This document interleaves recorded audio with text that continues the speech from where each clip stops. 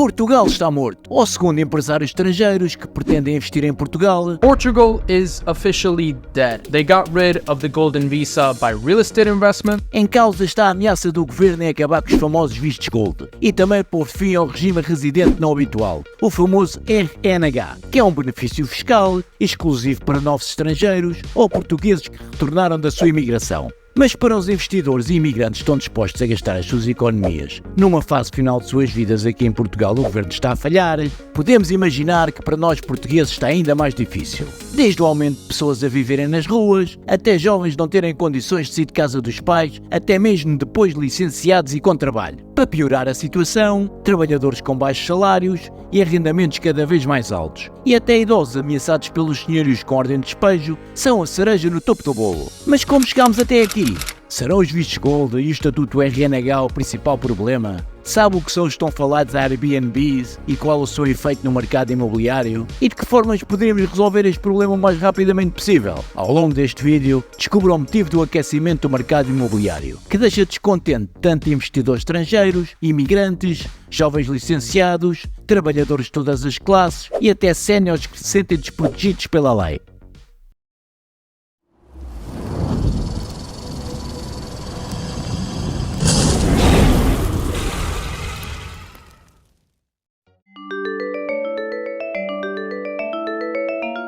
O território português hoje se estende a cerca de 92 mil km² e conta com aproximadamente 10 milhões de pessoas. Número esse que continua a crescer à medida que o país atrai mais residentes estrangeiros, tanto para investir como em busca de oportunidades de trabalho, educação e qualidade de vida. No entanto, esse número populacional tem colocado uma pressão adicional sobre o mercado imobiliário e dos recursos habitacionais disponíveis. Também sabemos que, por sermos a nação mais ocidente do continente europeu e o nosso clima apresentar variações influenciadas por fatores como o relevo, a proximidade ou afastamento do mar e os ventos, faz com que exista 3 zonas climáticas no nosso país. A zona Atlântida, com temperaturas amenas e alguma precipitação no inverno, a zona continental, com invernos frios e verões bastante quentes, e a zona mediterrânica, que se caracteriza por invernos suaves e verões secos e quentes. Mas é sobretudo a proximidade do mar, a altitude e a direção nos ventos que provocam alterações do clima dentro da Península Ibérica, onde Portugal se situa como um clima temperado e ameno. Com isso, temos então as características ideais para todo o tipo de turismo, sendo que os mais praticados atualmente são a hotelaria, que continua a liderar as escolhas dos turistas, ficando ainda assim à frente do alojamento local e do turismo do espaço rural e de habitação. Mas a atração pelo nosso território, que hoje é conhecida como Portugal continental, não é novidade. Mesmo no início da história, ainda na Idade da Pedra, poderia-se dizer que já éramos um ponto turístico. Ponto turístico?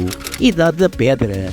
Calma, eu explico. A presença de neandertais na Península Ibérica começou num período que se chamava de Paleolítico ou Idade da Pedra, pois vinham principalmente do que é hoje o norte da Europa e acabavam por ficar aqui, principalmente por 2 motivos. Primeiro, um clima mais favorável do que do norte da Europa de onde vinham. Segundo, porque pensavam que era aqui que a Terra acabava, ou seja, que o mundo terminava aqui, pelo facto de que à sua frente apenas via o mar. Por isso, é provável que algum de vocês que esteja a assistir a este vídeo hoje tenham entre 1 e 3% de neandertais no seu ADN. Mas resumindo, como se estivéssemos no primeiro ciclo escolar, é mais ou menos assim. Foram os primeiros habitantes da Península Ibérica. Os primeiros povos que habitaram a Península Ibérica terão chegado numa altura pré-histórica, ou seja, em que ainda não existia a escrita. Há diferentes teorias sobre de onde terão vindo e porquê. Talvez em busca de alimentos e de um clima mais ameno. Uma coisa é certa, não faziam ideia de que lugar era este. Esse povo foi batizado de Iberos, o que acabou por originar o nome da península.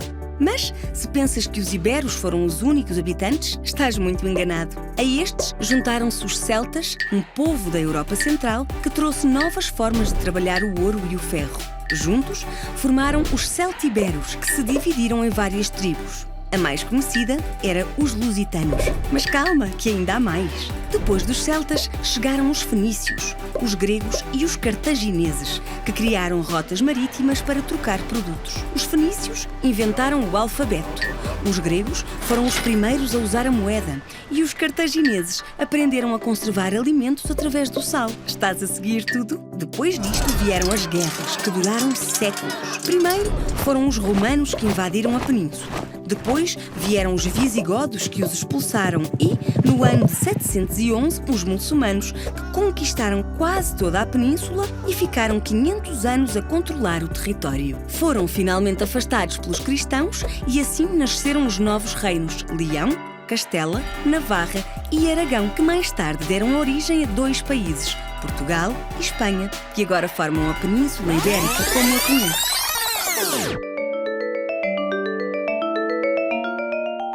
Posto isto, assim em 1139 nasciam as dinastias, que durariam 771 anos, sendo que a primeira foi a dinastia Afonsina e a última a de Bragança, já em 1910, tendo pelo meio as dinastias da Viz e a Filipina. Mas no início do século XX, iniciou-se uma forte crise no reino português, principalmente pelo ultimato britânico de 1890, que exigia a retirada militar das tropas das colónias de Angola e Moçambique. Esse ultimato britânico era contra todas as pretensões portuguesas em África, e com isso provocou um movimento social e político de exaltação patriótica e de contestação da monarquia, que marcava assim o fim do pretendido mapa cor-de-rosa que uniria Angola e Moçambique sobre a soberania de Portugal. Com isso, e juntamente com os altos gastos da monarquia e as mudanças sociais da época, terão sido a gota d'água para a revolta nacional e o fim da monarquia, formando-se assim a Primeira República.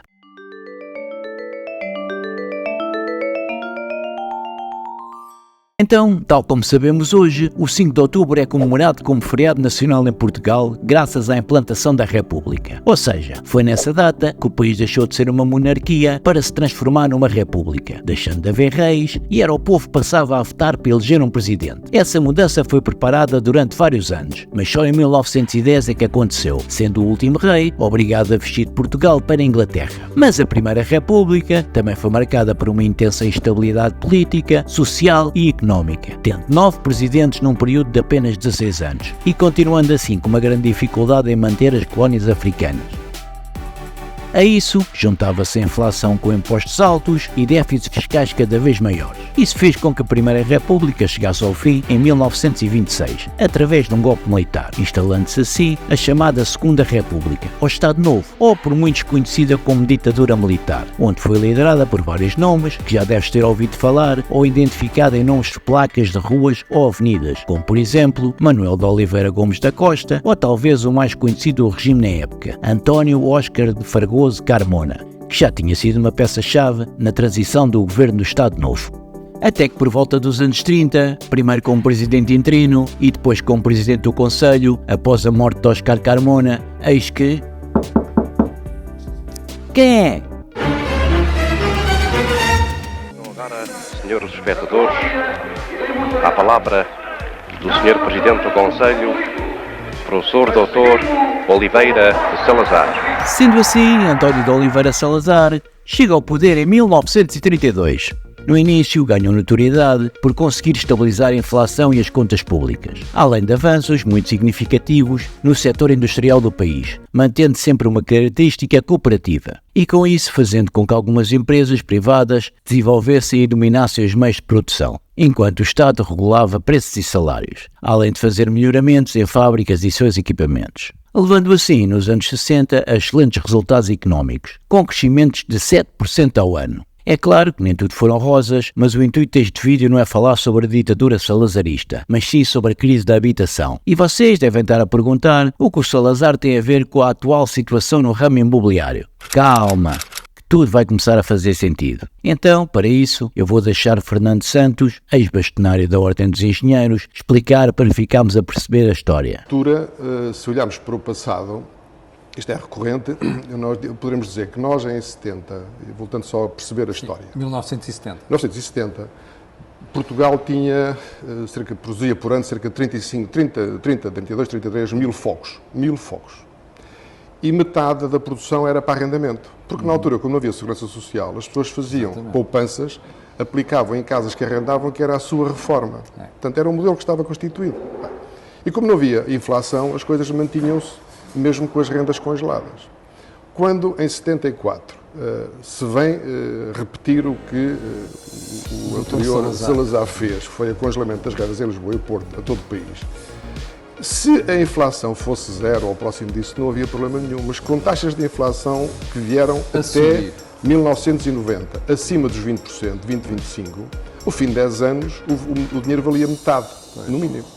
E, portanto, quando congelaram as rendas... Então ficamos a saber que o problema não é de hoje e que o desaceleramento da construção habitacional não nos podemos nos admirar que faltem casas para a habitação ou que o preço tenha disparado e haja tão poucos fogos para arrendamento. Apenas para termos uma ideia do ponto da situação, segundo o Instituto Nacional de Estatísticas, as construções de novas habitações, desde o início do século, caiu quase 90%. E com isso, os preços da habitação aumentaram 87,3%. Sendo que os rendimentos dos portugueses cresceram a um ritmo lento nesse período, tornando a aquisição de habitação um sonho quase inalcançável para grande parte da população. Com isso, podemos chegar rapidamente a uma conclusão. A habitação está no foco dos nossos problemas sociais desde sempre, antes e pós 25 de Abril, onde tivemos desde bairros de lata, casas clandestinas superlotadas, sem luz, água potável ou saneamento básico, onde a saúde era colocada em risco e o conforto térmico era uma miragem. Apenas em termos de curiosidade, podemos observar um estudo realizado pela Faculdade de Ciências Sociais e Humanas sobre as condições de habitação na época. Podemos concluir que eram praticamente desumanas, pois apenas 58% das habitações tinham esgotos e 64% eletricidade, e metade vivia sem água canalizada.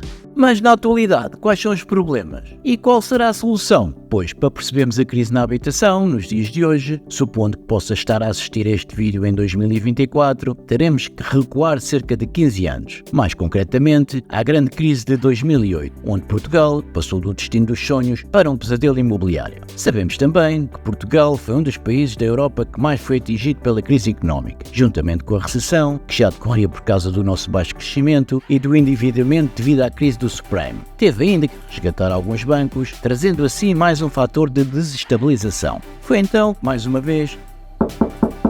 Quem é? José Sócrates foi o primeiro-ministro de 2005 até 2011. Implantou na altura várias medidas para lidar com as dificuldades económicas, que incluíam programas de austeridade e reformas estruturais, além de pedir apoios internacionais. A austeridade é uma política económica para reduzir déficits governamentais pela diminuição de gastos públicos ou aumento de impostos, que é aplicada em situações de crise financeira para restaurar a saúde fiscal de um país. Então, em 2011, o país solicitou a assistência financeira da União Europeia e do Fundo Monetário Internacional. Medidas essas que não deram certo e que resultaram da queda do governo em 2011. Então, lá vamos nós mais uma vez. Quem é?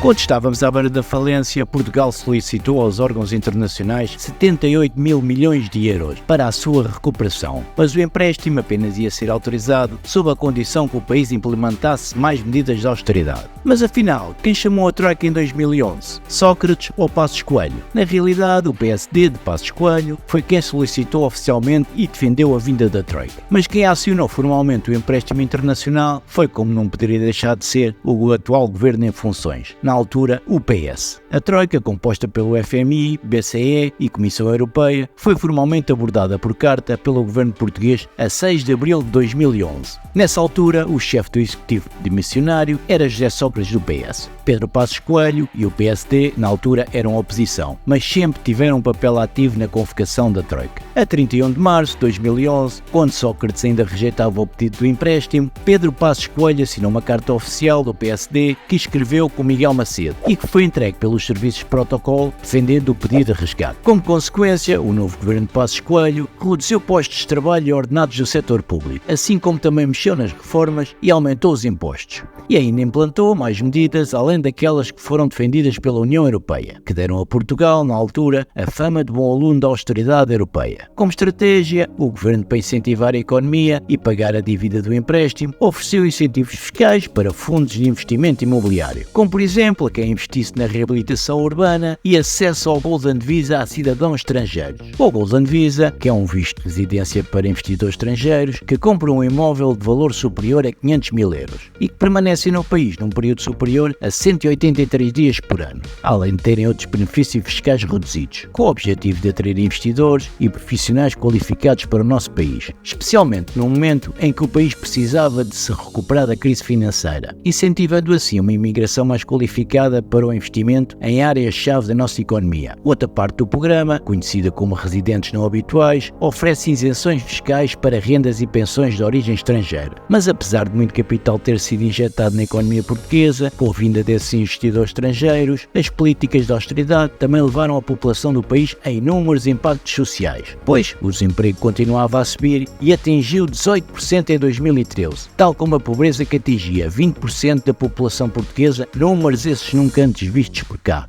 Nas eleições de 2015, um novo governo com um discurso de política anti-austeridade foi eleito para reduzir os danos e reverter tais medidas. Resultou a redução de políticas naquele momento que já não faziam mais sentido, levaram ao estímulo do consumo interno em Portugal e a queda do déficit da dívida. Então, em 2017, o PIB português cresceu 2,7%, a taxa mais elevada do país desde os anos 90. Ao mesmo tempo em que as políticas de austeridade eram amenizadas, a economia também sofreu uma reviravolta, com o crescimento do turismo e das exportações, por se ter diversificado bastante a base de produtos em relação ao governo anterior. Coincidência ou não, Lisboa passou a ser vista pela mídia mundial como a capital mais fixe da Europa e se tornou extremamente requisitada pelos turistas, estudantes, nómadas digitais e até mesmo startups. Só que como consequência, Lisboa passou a sofrer com uma altíssima procura imobiliária, muito devido ao turismo, criando uma enorme pressão do setor imobiliário para transformar imóveis em hotéis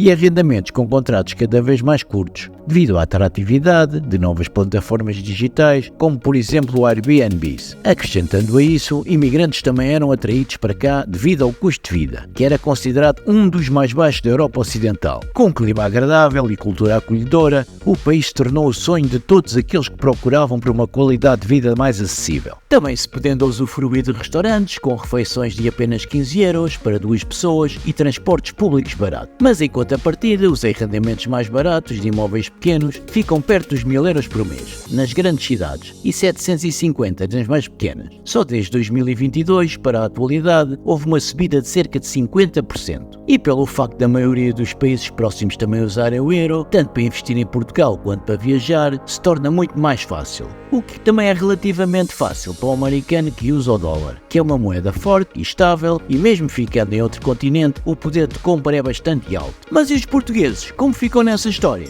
Mesmo que o objetivo do governo tenha sido positivo, pelo investimento estrangeiro no país, o valor dos arrendamentos subiu consideravelmente. O preço dos imóveis aumentaram em 137% e de arrendamentos 65%, se formos a comparar com o início das medidas de atração de investimentos em 2015. As cidades mais procuradas por turistas e residentes estrangeiros foram os locais em que mais cresceu o valor dos arrendamentos. Em 2023, o arrendamento em Lisboa era cerca de 10,38 euros por metro quadrado e no Algarve 8 euros. Na cidade de Évora, a 1h30 de Lisboa, os preços dos arrendamentos subiram cerca de 127% por ano. Os preços continuaram a crescer até mesmo durante a pandemia. Em 2020, o preço das habitações em Portugal subiu 8,4%, enquanto mais de 50% dos cidadãos portugueses ganhava menos de 1000 euros por mês, segundo dados do próprio governo. Então a população viu-se forçada a pagar arrendamentos caríssimos e a procurar as regiões periféricas. As associações portuguesas, defensoras do direito à habitação, afirmam que os arrendamentos em Lisboa, Porto e Algarve são inacessíveis para a parte da população. Para arrendar um apartamento de um quarto em Lisboa, o residente precisa de 63% do seu salário, em um momento em que os preços dos alimentos também subiram 20% no país.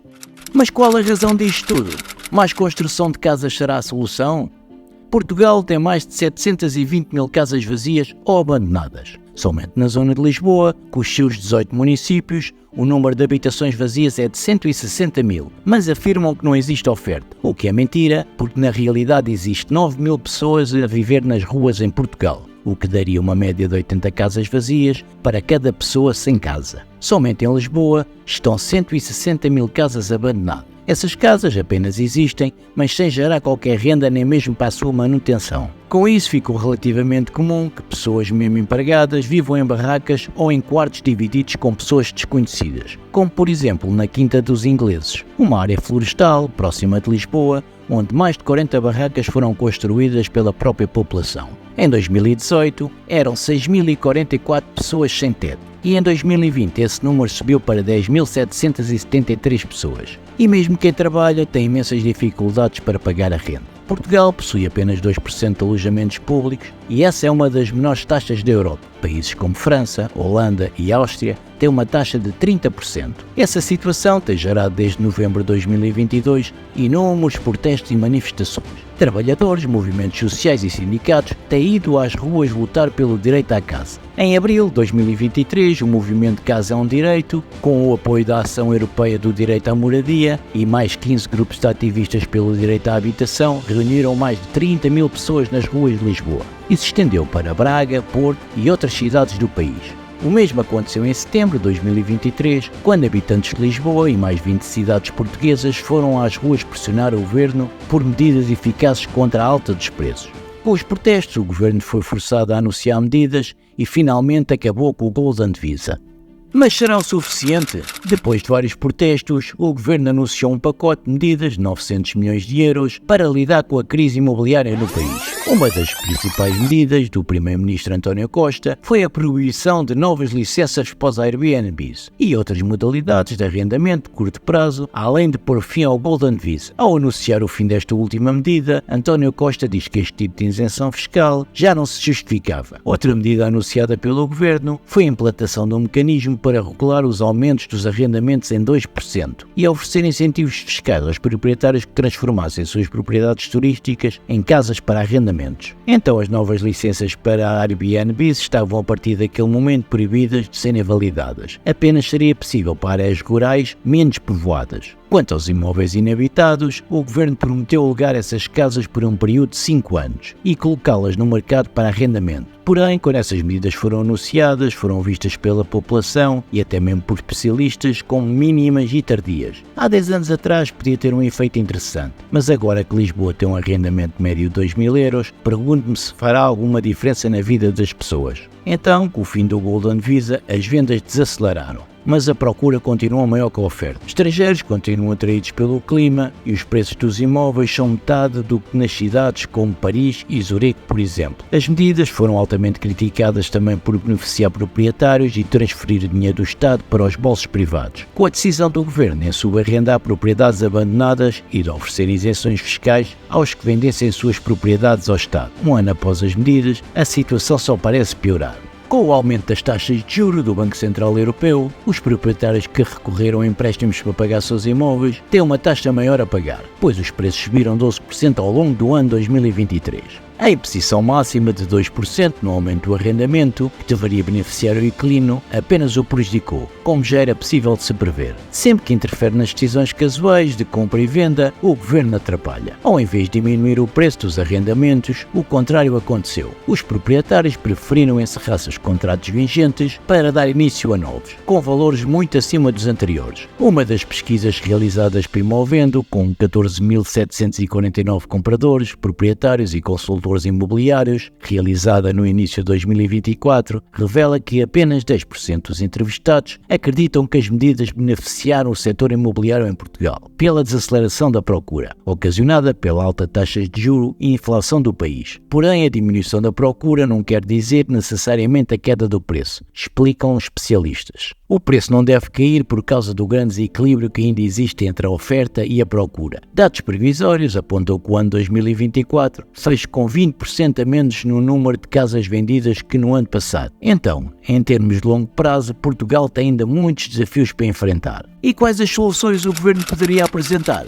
Para especialistas, um primeiro passo seria a expansão do parque habitacional público, que atualmente está abaixo dos seus países vizinhos. O aumento de casas ofertadas pelo Estado a preços acessíveis supostamente poderia ser a resposta, mesmo que inicial do governo, para o problema social que ao mesmo tempo criaria a possibilidade do preço dos imóveis privados também serem afetados, pressionando a queda dos preços no geral. A maioria dos recursos públicos de Portugal atualmente está destinado para a reabilitação de casas, o que, embora ajude, não atinge o público certo, que são aqueles que não têm uma moradia a preço acessível. Então, agora o Governo precisa destinar mais recursos para a construção de casas novas, incluindo residências para estudantes universitários. Uma das propostas seria a criação de mecanismos de incentivo à aquisição de casa própria, tais como a isenção de impostos no primeiro imóvel comprado, a garantia do próprio poder público de empréstimos bancários com ofertas sem entrada, tal como a redução de impostos de bens e serviços de casas em construção e outras medidas que facilitariam ao cidadão português a garantir o seu imóvel. Mas soluções a longo prazo, apesar de importantes, não agradam de imediato à população, que espera uma solução imediata para um problema que já se arrasta há anos e prejudica a maioria, não só os mais pobres, mas toda a população em geral. Uma solução a curto prazo apontada seria que o Governo ampliasse o acesso aos programas de financiamento imobiliário aos jovens portugueses. Mas é preciso ter cuidado para não facilitar demasiado o crédito, para não repetirmos a crise de 2008 nos Estados Unidos. Certamente não é uma solução simples e medidas precisam ser tomadas para solucionar isto. E você, o que acha da situação atual da habitação em Portugal? E de que forma o Governo poderá resolver este problema? Deixe a sua opinião aqui abaixo nos comentários. Agora, se também quiser entender o que é reduflação e como as empresas nos enganam, assista ao vídeo que está aqui a aparecer agora no card. Então, hoje ficamos por aqui, um grande abraço, fiquem bem.